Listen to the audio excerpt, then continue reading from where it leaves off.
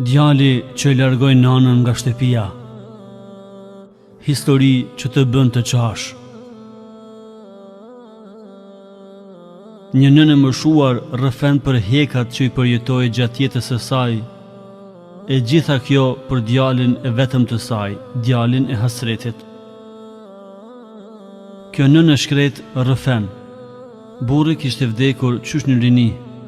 Ky ishte fëmia i parë dhe i vetëm, pas 3 vite martesë, burri kishte ndëruar jetë. Kjo nënë qëndroi në familjen e burrit hatri fëmijës që mos ta braktisë. Pas shumë problemeve dhe sfidave që u përball, nëna nuk u dorëzua asnjëherë. Qëndroi pranë djalit të vetëm të saj, i cili sot e ka braktisur dhe nuk interesohet më për nanën. Problemet e kësaj nane filluan me vdekjen e burrit të saj, nga ku edhe filluan problemet me trashëgimi, nuk ishte e dëshiruar kjo grua në familjen e burrit të saj.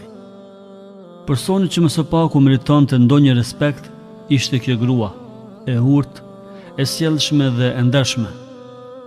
Sabri i saj ishte shumë i madh. E gjitha kjo hatri i djalit i cili nuk e njohu babain e tij, pasi ai babai e la të vogël. Nëna arriti me shumë mundë dhe sakrificë djalin e saj. Duke kërkuar ndihmë nga familja vet, nga babai dhe nëna, edhe atë, pa dijenin e familjes së burrit, nuk guxonte të i blinte diçka më shumë djalit të saj, vetëse si i thojnë kunatat dhe kunetet, së bashku me vjerën.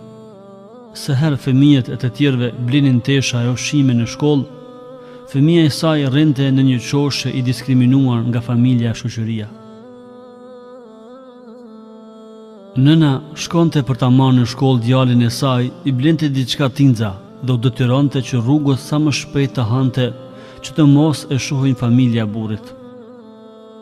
Djali kështu çdo ditë rritej dhe nëna e shikonte me zemër të hapur dhe zemra i bëhej mal kur e shihte se djali i saj po rritej dhe unë shëndosh e mirë. Djali me të hyrë në moshën madhore filloi të ndryshon sjelljet karshi nënës së tij dhe familjen e përgjithësi. Djali u bë me një shoqëri të prishur, të degeneruar. U fut në rrugën e gabuar kurse nënës i filloi një etapë tjetër e vuajtjes. Tashmë nëna dhe djali dolën në shtëpinë e tyre, veç këta dy. Kështu vendosën me gjallart, vjeri dhe vjera. Nëna u gëzua që u lirua më në fund nga vjehria dhe kunetet, por djali nuk e linte të shijonte gëzimin.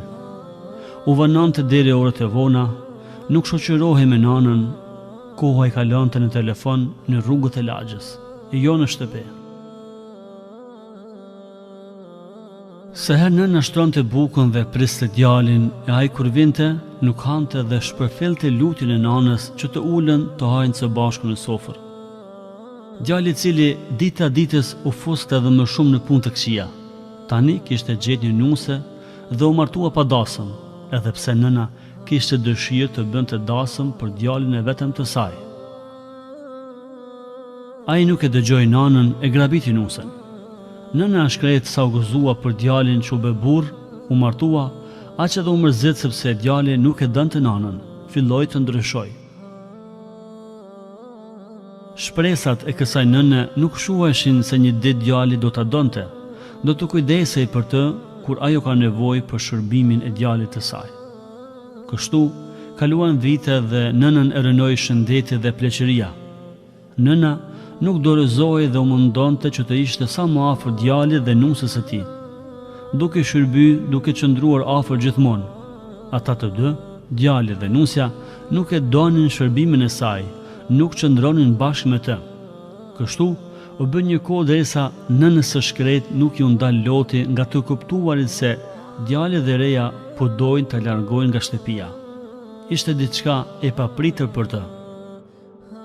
Djali i saj delte me orë të tëra në qytet së bashku me gruan e tij. Nënën e linte brenda në shtëpi, vinin vonë, nuk hanin bukën bashkë me nënën, thjesht i pengonte prezenca e saj.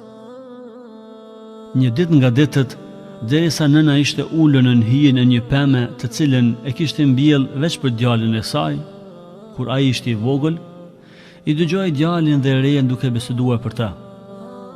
Ata flesnin se nënën duhet të dërgojmë tek shtëpia e pleqve, por s'dinin se si t'ja bëjnë. Nëna po i dëgjoi me vëmendje, teksa ata po bënin plan se si të largojnë nga shtëpia. Me të kuptuar realitetin, i ra të fikt, doli djali e mori dhe dërguan në emergjencë dhe nga aty e dërguan për në spital. Gjendja e saj nuk ishte e mirë. Kishte shtypjen e gjakut, të rrahët e zemrës e shumë probleme tjera. Edhe pse qëndroi disa ditë në spital, djali dhe reja nuk u interesuan për të. Vizita atyre ishte shumë e shkurtë, nuk interesoheshin për ilaçet dhe nevojat që kishte nëna. Më në fund, nëna filloi të përmirësohet me shëndetin, tani gjendja e saj dal nga dal po stabilizohet. Nëna e gjorë me pa durim priste të lirohej nga spitali që të shkon në shtëpi dhe të qëndronte me djalin, por nuk i doli ashtu siç e mendoi. Tashmë djali dhe reja e saj kishin përgatit çdo gjë që ajo të mos kthehej në shtëpi. Tani atë e kishin regjistruar në shtëpinë e pleqve. Erdhën djali dhe reja dhe me t'i parë nëna u gëzua shumë, i përqafoi dhe i shtrëngoi. Mirë po ata, si zakonisht, ftofshëm. E morën nënën, e hypën në makinë dhe u nisën drejt shtëpisë së pleqve. Mirë po, nëna nuk e dinte. Nëna po pyet se nga shkojmë në këtë rrugë e panjohur. E djali i tha, po shkojmë diku, kemi pak punë. Ani birim, nanës si kur i djegi zemra diçka. Nuk shkoj edhe gjatë dhe u futën në borën e shtëpisë së pleqve. Nëna filloi të çaj me zë, pasi e kuptoi se çka po ndodh, e pa shtëpinë e pleqve. Në rënkime me loti fliste djalit të saj, o birim, pse ma bën kët? A din o birim sa kam hek për ty drejt kam rrit? A din o birim se mu më kanë largu nga shtëpia, kam rrit pa bab, pa ushqim e pa garderob? O birim, si po ki zemën me ban këtë për nanën tane? Djali i cili nuk foli as një fjalë, e mori nanën për dore, e nënshkroi dorëzimin dhe iku për tek makina. Rrjedhin lotët nga nëna pa ndërprerë. Nëna shkret, o fut brenda dhe u akomodua në dhomën e saj. Ajo, vetëm qahante, as gjë më shumë, as nuk fliste, as nuk hante dhe as nuk pinte. Kështu vazhdoi për ditë të tëra. Tashmë shëndeti përsëri ju rëndua nga mërzia, nga mos ngrënia e ushqimit.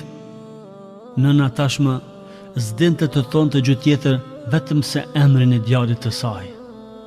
E thresta atë, eja merrëm, eja vetëm të shoh, eja. Kjo nën tashmë e moshuar, tashmë me shumë hekia, i bëri një telefonat djalit të saj, vetëm të dëgjon zërin. Alo, birim, qysh je, qysh ka nana? Djali u përgjigj ftofshëm dhe ja mbylli telefonin. Përsëri filluan mërzit e dhimbjet e lotët e nanës së shkret. Nëna kështu vazhdoi për disa kohë derisa u sumur dhe kështu ndroi jetë në dhomën e pleqve. Nëna iku nga kjo botë me plot krenari, kurse djali mbet i torturuar. Zot mos na sprova.